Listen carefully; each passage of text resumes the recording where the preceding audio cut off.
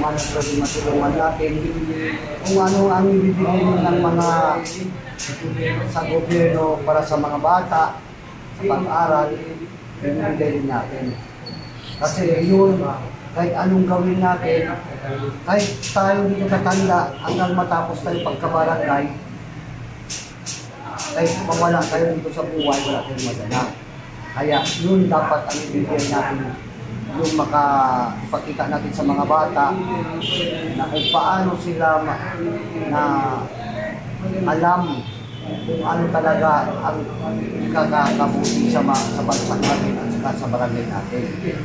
So, naikwento niyo po sa akin yung mga ginawa niyo kabutihan sa inyong barangay. Pwede akong mabigyan ng example po. Ano po yung mga nagawa natin sa prison order? Drug-free barangay na po ba tayo? Ano po yung ginagawa niyo? Napaka-peaceful po ng barangay ninyo. Kahit gabi po, pwede po kayong maglakad. Una-una ma'am, ang ginagawa namin na every night ng barangay natin, aktibo naman yung mga tanod natin ma'am na pumupunta kung ano ang problema dapat sa sa mga lugar, bandang mga veterans o ano ba yung lugar dapat ang nag-aaway ba o anong problema, dapat sasama yung isang barangay na kapitan o kagawad man. Katulad ko ma'am, mismo ako ang sasama sa mga tao para makita nila na nandoon ako sa kanila. Hindi yung parang gusto ko ipapaliwanag kung anong problema na pag-ayusin sila dito sa barangay ko. Ayoko ng gulo. Gusto ko yung magmahal-mahalan tayo dito, magtutulungan, magkikilala kung anong dapat natin gawin. Sa school po, ano po yung tinutulong na binigay na sa mga estudyante, sa mga teachers po, maintenance po ng school buildings? Pwede yung po kami kwentuhan. Actually, yung mga sa school ma'am, wala naman tayo, mayroon naman binibigay ng gobyerno sa atin na yung mga notebook o yung mga pencil para sa mga bata. Katulad ko, may pumupunta rin dito na mga high school, yung sabi na high school o college ba, nag-iinit sila ng intelligence para yung certification to apply sa mga school sa Southern para lang na malibre sila ng binibigyan ko rin sila mamaya. Then po, pwede girls naman po sa health, may barangay health center po ba tayo? Ano po yung ginagawa ninyo in case emergency? Sa mga constituents po niya po yung tulong na binibigay nyo? Actually, may meron naman mga pumupunta dito na bibigay ng mga bigas o yung mga vaccine sa mga bata.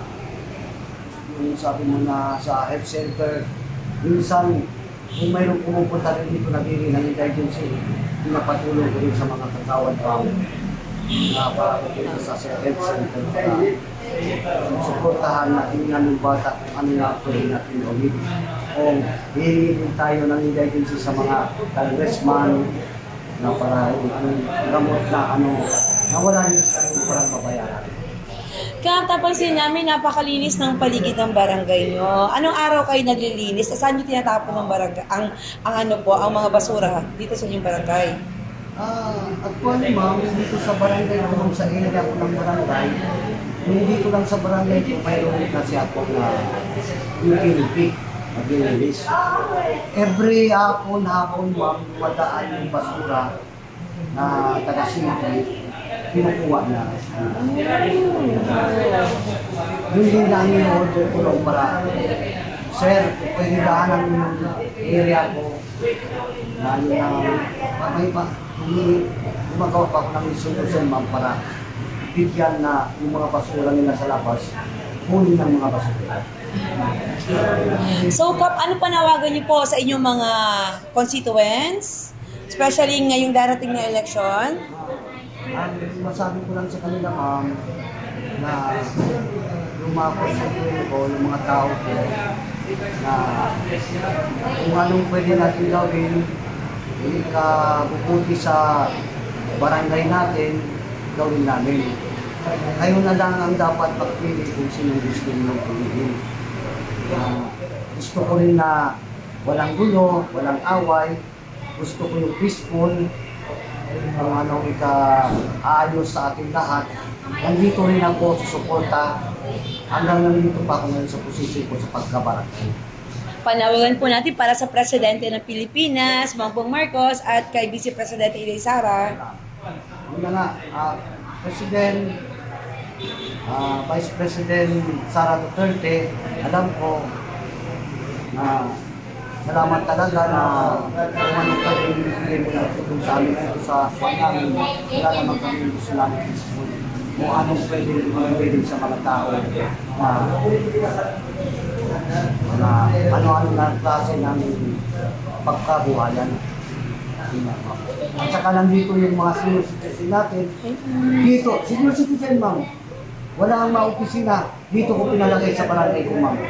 Para hindi na magpunta ng malayo. Nandito yung Vice President natin sa senior citizen. Si Ma'am Mamay muna, Jo. Mamay Mona Jo. Ano pwede daw masabi mo, ma'am? Ano pwede daw masabi? Nakakabay naman si Pap. Actually, we were welcome here to stay sa barangay. Kasi wala kami opisina mga senior. Pero actually, welcome kami dito. At saka mabay naman mga empleyado dito po. Very clean and peaceful ang barangay namin because of our barangay chairman and the nanod. I appreciated their hard supporting sa mga constituent nila po. Thank you po. Okay.